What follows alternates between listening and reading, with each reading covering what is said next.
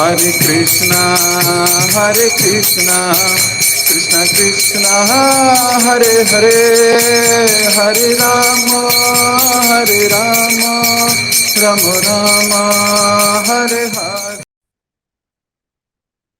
Hare Krishna. जय जय श्री चैतन्य, जय हो नित्यानंदा,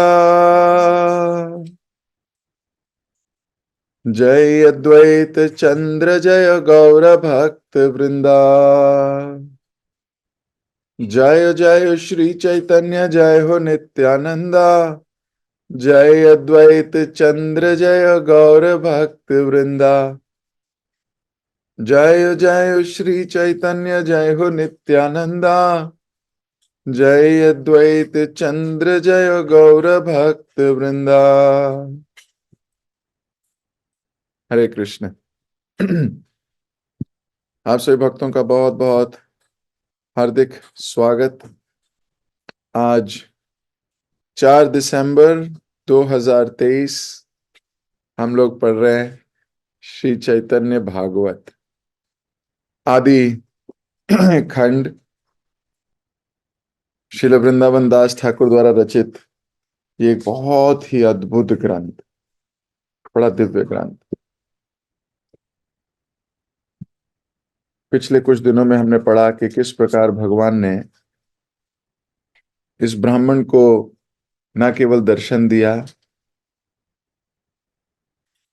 इसको अपना जूठन भी दिया, अपना जूठा दिया। ब्राह्मण ये जूठन प्राप्त कर इतना भाव विभोर हो गया कि उसको यही समझ नहीं आया कि उस भोजन को मुंह में डालना है या शरीर पे लगाना है। वो उस चावलों को लेके अपनी पूरी बॉडी में मलने लगा। कभी नाचता, कभी गाता, कभी गिरता, कभी हंसता, कभी रोता, कभी उछलता, कभी कूदता, कभी मौन हो जाता, फिर हंसता। ऐसी दिव्य स्टेज में आप सोचिए कितना अद्भुत रहा होगा। साक्षात भगवान के छठभुज दर्शन प्राप्त कर हाथ में मुरली है, एक हाथ में माखन भी है। अद्भुत। और उसके बाद भगवान ने उसको अपने आने का प्रयोजन भी बताया, और भगवान ने यह भी कहा कि किसी से कहना नहीं, गुप्त रखना।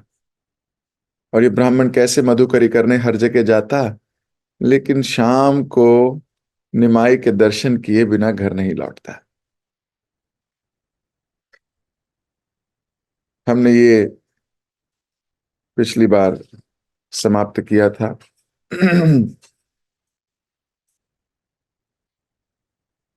अब हम इस अध्याय से आगे अध्याय शुरू करेंगे। निमाई की अब शिक्षा आरंभ होने वाली है।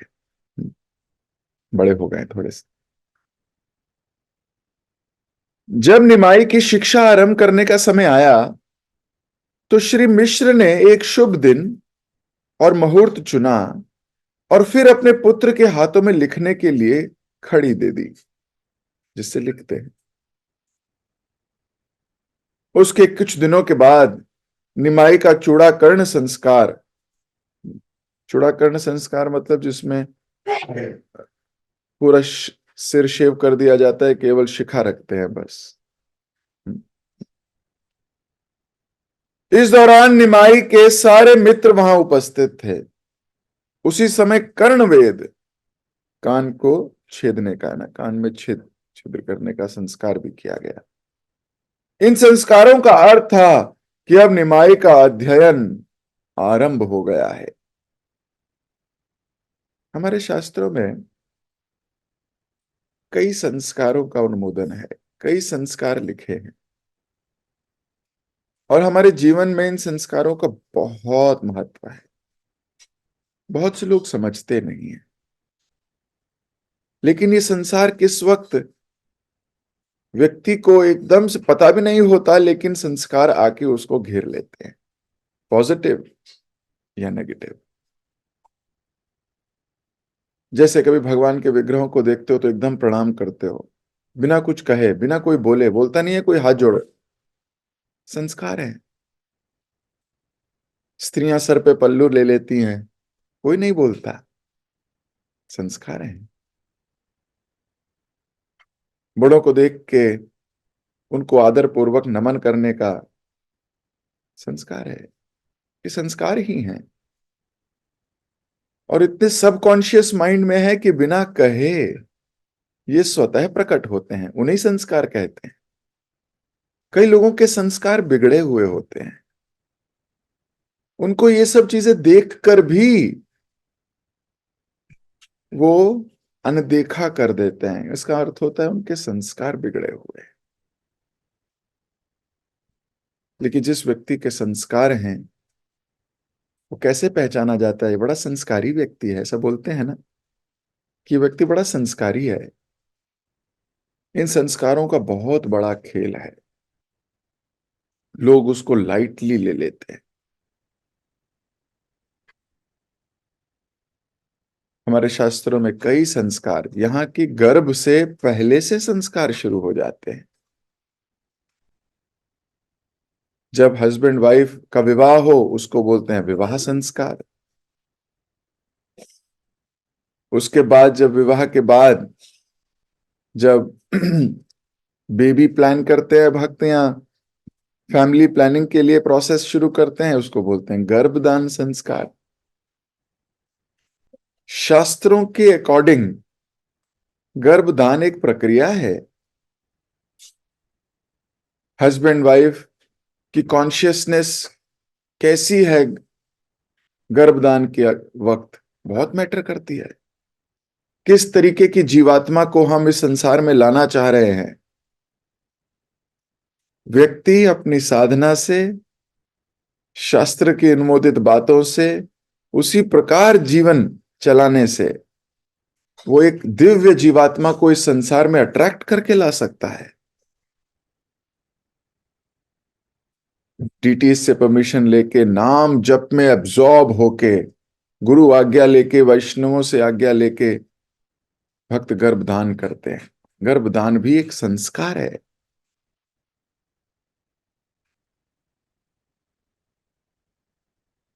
फिर जब गर्भ धारण हो जाता है उसके बाद भी कई संस्कार हैं, पुंसयाना, सीमंतयाना इत्यादि इत्यादि।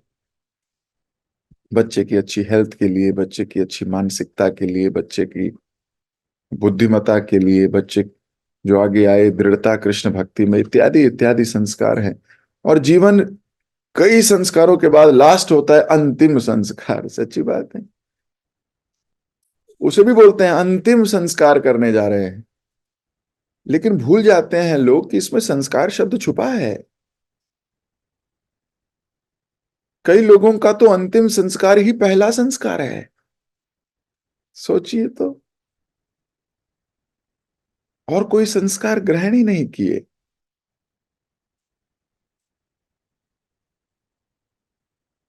तो ये संस्कार हमारे सूक्ष्म रूप से हमारे गतिविधियां कंट्रोल करते हैं। सूक्ष्म रूप से उचित समय पे ये संस्कार हमारी मदद करते हैं। उचित समय पे तो ये सारे संस्कार किए गए किनके? निमाई के। मुंडन संस्कार हुआ, कर्णवेद संस्कार हुआ, विद्या आरंभ संस्कार हुआ। निमाई वर्णमाला के अक्षरों को केवल एक बार देखकर उन्हें बिल्कुल सही सही लिख देते थे। इतनी प्रखर बुद्धि है। एक बार बस देखते थे और उसको लिख देते थे। हमें तो बार बार टीचर हाथ पकड़ के लिखवाती रहती थी। फिर वो डॉटेड लाइन वाली कॉपी आती थी, वो डॉट को मिलाओ, ये वाला इधर इधर इधर इधर इधर इधर इधर इधर, है कि नहीं? और जब वो डॉट वाले लाइन मिला मिला के हाथ पकड़ पकड़ के लिखवाए, और उसके बाद जाके कहीं हमें लिखना आया है भाई इसे ए कहते हैं, इसे बी कहते हैं, इसे एस कहते हैं, इसे टी कहते हैं। ये देखकर सब लोग विस्मित रह जाते थे कि केवल 2-3 दिन में निमाई ने संयुक्त अक्षरों को लिखना भी सीख लिया। अब तो वह अपना अधिकांश समय भगवान कृष्ण, राम, मुरारी, वनमाली आदि शब्दों को लिखने में व्यतीत करने लगे। तो सोचिए, लिखना शुरू भी किया है तो हाथों से केवल भगवान के नाम लिखे जा रहे हैं और कुछ नहीं। हाथों से सिर्फ कृष्ण, मुरारी, गोविंद इत्यादि नाम लिखे जा रहे हैं बस। वह ध्यान पूर्वक अपना अभ्यास करता और दिन रात लिखता रहता। पूर्ण पुरुषोत्तम भगवान वैकुंठपति श्री नारायण निमाई के रूप में नदिया के अन्य बालकों के साथ अध्ययन कर रहे थे। क्या सौभाग्य है इन बालकों का, वो जिनसे विद्या आरंभ होती है, वो जो देवी सरस्वती के भी अधिपति हैं, कारण हैं, वो जिनसे समस्त विद्याएं आके हाथ जोड़ लेती हैं, आज वो विद्या सीख रहे हैं। ह्यूमिलिटी देखिए, विनम्रता देखिए ऐसे भगवान की। जब कोई व्यक्ति किसी का पारंगत होता है, किसी चीज में एक्सपर्ट होता है, स्किल में नंबर 1 होता है, लेकिन वो जाके बेसिक स्कूल में बैठ के फिर से सीखना सीखे, ये बड़ी विनम्रता की बात है। वो जो टीचर है वो जाके स्टूडेंट का रूप धारण कर ले, ये बड़ी विस्मय की बात है। अत्यंत सौभाग्यशाली व्यक्ति ही उनकी इस लीला को देख पा रहे थे और वे निमाई द्वारा बंगाली अक्षरों के उच्चारण को सुनकर आनंद के सागर में डूब जाते थे। यदि निमाई आकाश में उड़ते पक्षी को देखकर उसके पकड़ने में असफल रहता तो वह धूल में लोट-पोट होकर जोर से रोने लगता। कई बार बच्चे ऐसा करते हैं, आकाश में कोई चिड़िया उड़ रही हो, कोई पक्षी उड़ रहा हो, उसको पकड़ने का प्रयास करते हैं और जब वो नहीं पकड़ा जाए तो फिर उसको जमीन पर लेट जाते हैं, ओ मुझसे नहीं हुआ इत्यादि। कई बार आकाश में चमक रहे चांद सितारों की मांग करता और ना मानने पर अपने हाथ पैर पटकने लगता। सोचिए, चांद सितारे जिनके मुंह में रहते हैं, चांद सितारे ब्रह्मांडों के ब्रह्मांड जिनके अंदर हैं,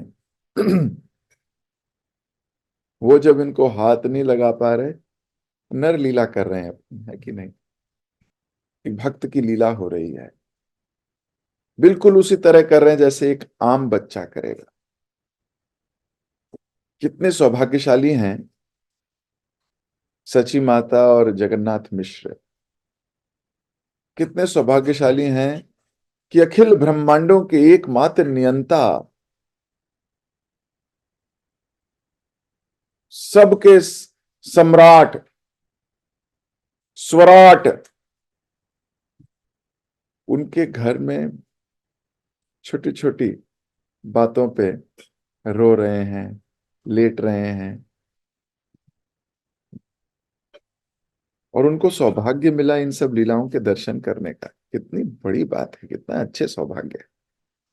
उस समय सब लोग मिलकर उसे शांत कराने का प्रयास करते। विश्वरूप यानी कि उनका बड़ा भाई अपने छोटे भाई को गोद में उठा लेते, परंतु फिर भी वह चुप नहीं होता। दे दे बस यही कहकर रोता रहता, मुझे चाहिए मतलब। उस समय उसे शांत करने का एकमात्र मार्ग था हरिनाम संकीर्तन। जब सब तालियां बजाते हुए हरि हरि हरि हरि का कीर्तन करते तो निमाई अपना हट भूलकर शांत हो जाता। हम सभी किसी न किसी चीज पर हठी हैं, हट करते हैं, चाहिए तो चाहिए, चाहिए तो चाहिए। किसी न किसी वस्तु के पीछे इतने पागल हैं, उसे प्राप्त करने के लिए अपने जीवन का समय, अपने जीवन में जो बुद्धि है, जो एनर्जी है, ऊर्जा है, सब कुछ लगा देते हैं दांव पे। चाहे वो कुछ धन के लिए हो, कुछ यश के लिए हो, किसी स्त्री के लिए हो, कुछ संघ के लिए हो, या किसी वस्तु के लिए हो। उस वस्तु को प्राप्त करने के लिए पागलों की तरह अपना मनुष्य जीवन,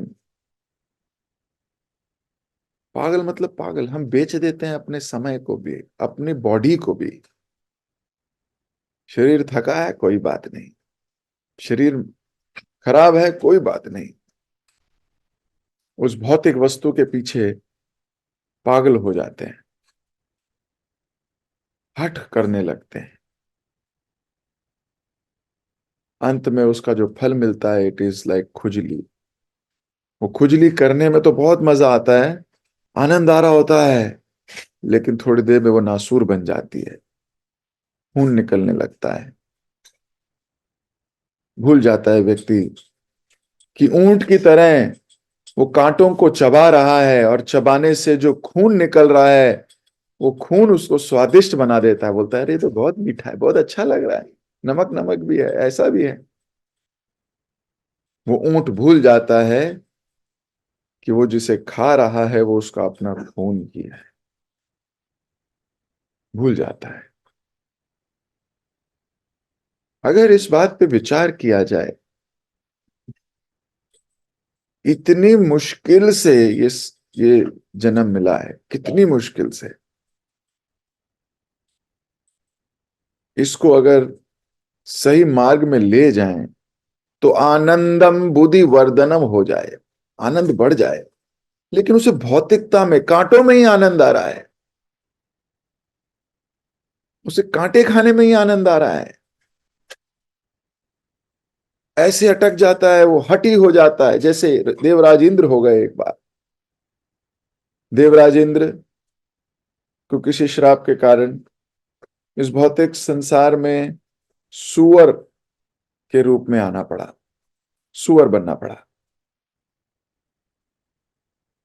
अब देवराज इंद्र स्वर्ग के देवता हैं, खाने के लिए सोचिए राजा के लिए कितना प्रसाद आता होगा, और वो भी स्वर्ग है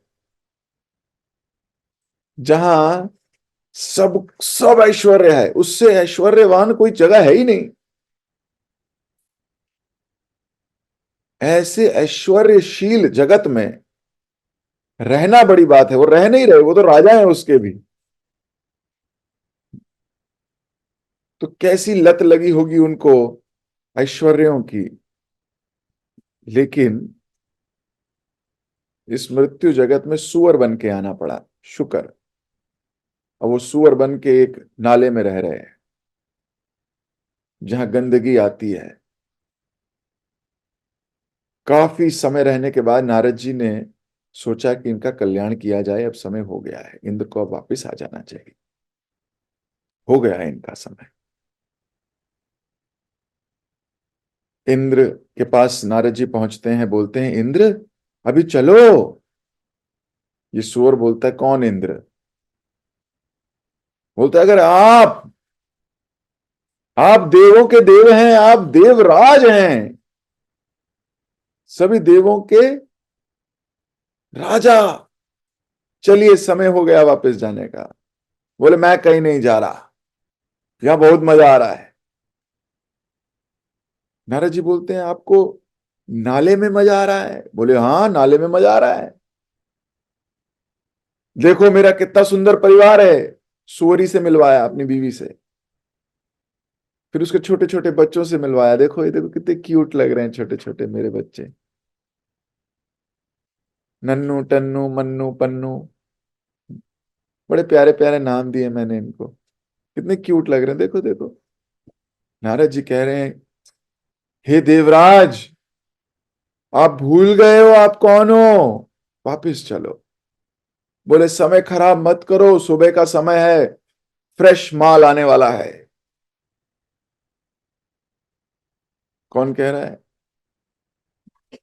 सोचिए, उनको मल में आनंद आ रहा है, हठी।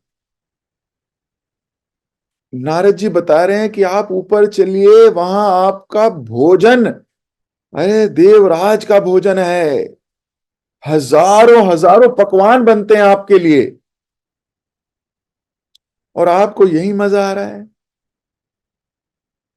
देवराज बोलते हैं, हाँ मुझे यही मजा आ रहा है, मुझे नहीं चाहिए। ये है माया। इंसान इन छोटी छोटी चीजों में इतना हठी हो जाता है कि वो अपने कंफर्ट जोन से बाहर ही नहीं आना चाहता। उसको लगता है ये बेस्ट है, what ever he is getting the best.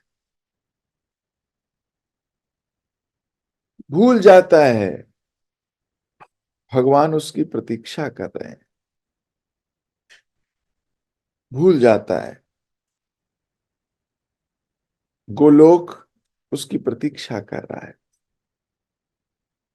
लेकिन उसको यहीं मल खाने में आनंद आ रहा है, भगवान के धाम जाके परम आनंद लेना नहीं चाहता। हठी हो जाता है। मनुष्य जीवन उसको परमात्मा तक पहुंचाने के लिए मिला है। मनुष्य जीवन मिला है कि वो किसी प्रकार अपना खोया हुआ संबंध स्थापित कर ले भगवान से। और जिस दिन ये संबंध स्थापित हो जाएगा, उस दिन हम अपने घर वापस जाने का वीजा सैंक्शन हो जाएगा हमारा।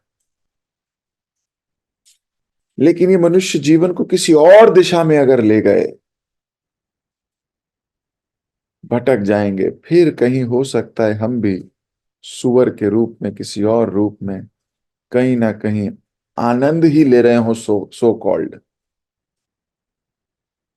वो ऊंट कैक्टस खा के आनंद ही लेता है, और उसको लगता है ये तो सबसे स्वादिष्ट चीज है, जबकि भूल जाता है संसार में उससे भी स्वादिष्ट चीजें मौजूद हैं।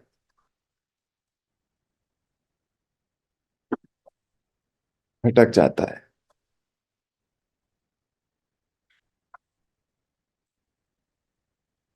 तो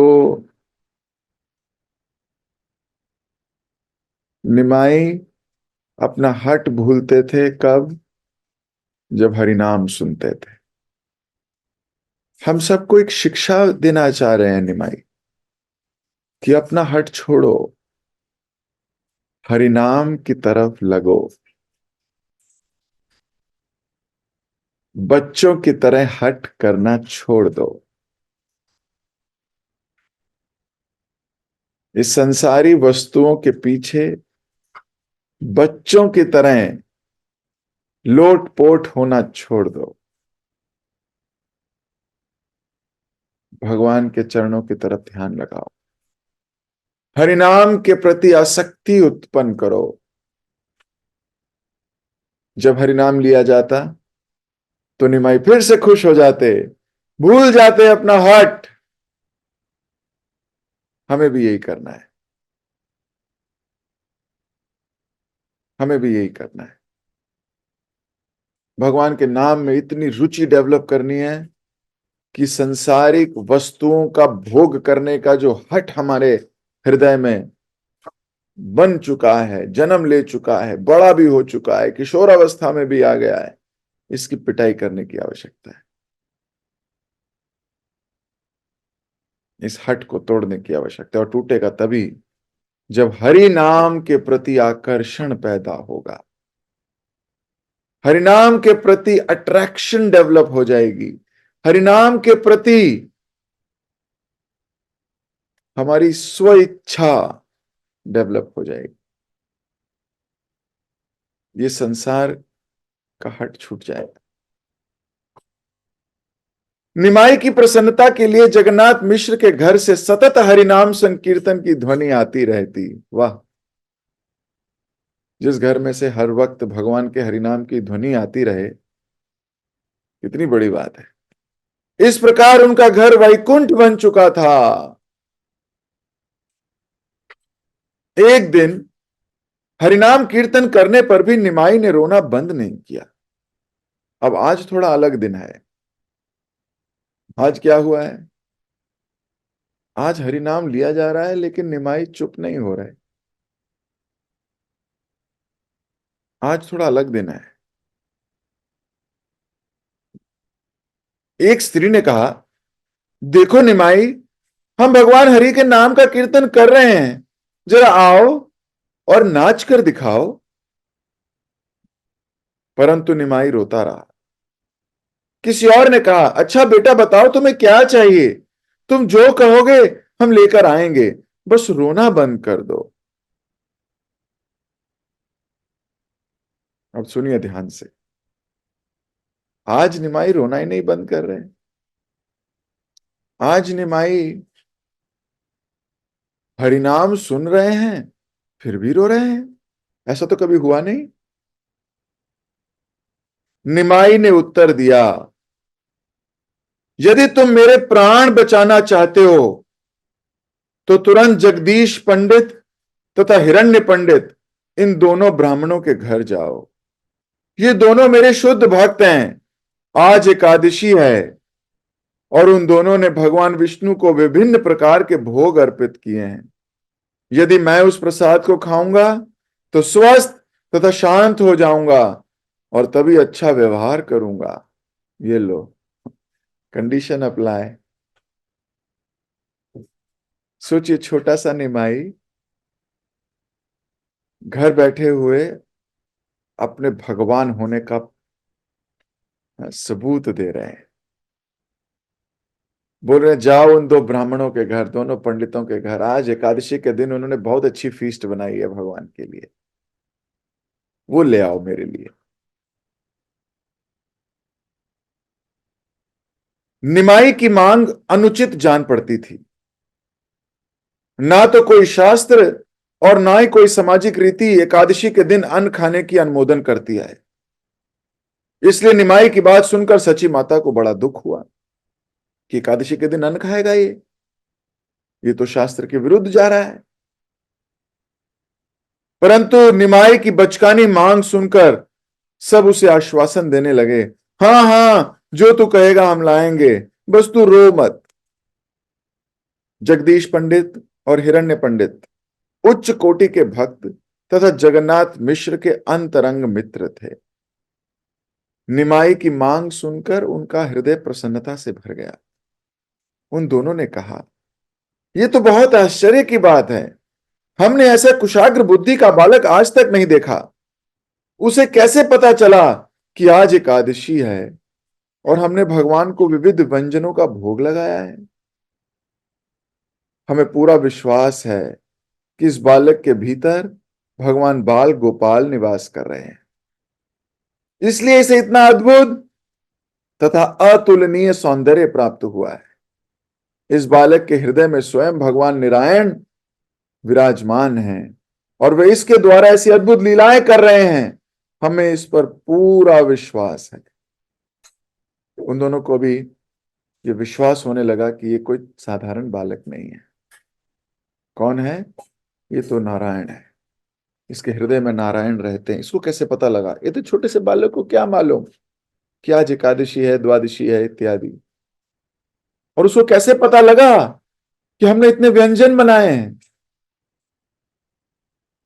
इस प्रकार विचार करते हुए उन दोनों ने भगवान को भोग लगाया। सारा प्रसाद निमाई के पास भिजवाने का निश्चय किया। उन्होंने सारा जितना भी भोग लगाया था सब इकट्ठा किया और अभी निमाई को तरफ भेजने जा रहे हैं। उन्होंने सब कुछ उठाया और तेजी से जगन्नाथ मिश्र के घर की ओर निकल पड़े। वहां पहुंचकर हिरण्य और जगदीश ने कहा, बेटा निमाई, हमने जो कुछ भी भगवान के लिए बनाया था तुम्हारे लिए ले आए हैं। तुम्हें खिलाकर श्री कृष्ण को संतुष्ट करने की हमारी इच्छा पूरी हो जाएगी। जब तुम खा लोगे तो हमें लगेगा कृष्ण ने खा लिया। हमारी भगवान को खिलाने की इच्छा पूरी हो जाएगी। और जैसे ही उन्होंने ऐसे कहा, आज का समय समाप्त हो गया। अभी मैं अपनी वाणी को यहीं विराम दूंगा। कल बड़ी अद्भुत घटना घटने वाली है। तो कैसे निमाई इन दोनों भक्तों को के साथ आदान प्रदान करते हैं, ये हम कल चर्चा करेंगे। अभी मैं अपनी वाणी को विराम लूंगा। जगत गुरु शिल प्रभुपाद की जय। शिल वृंदावन दास ठाकुर की जय। श्री चैतन्य भागवत की जय। हरे कृष्ण।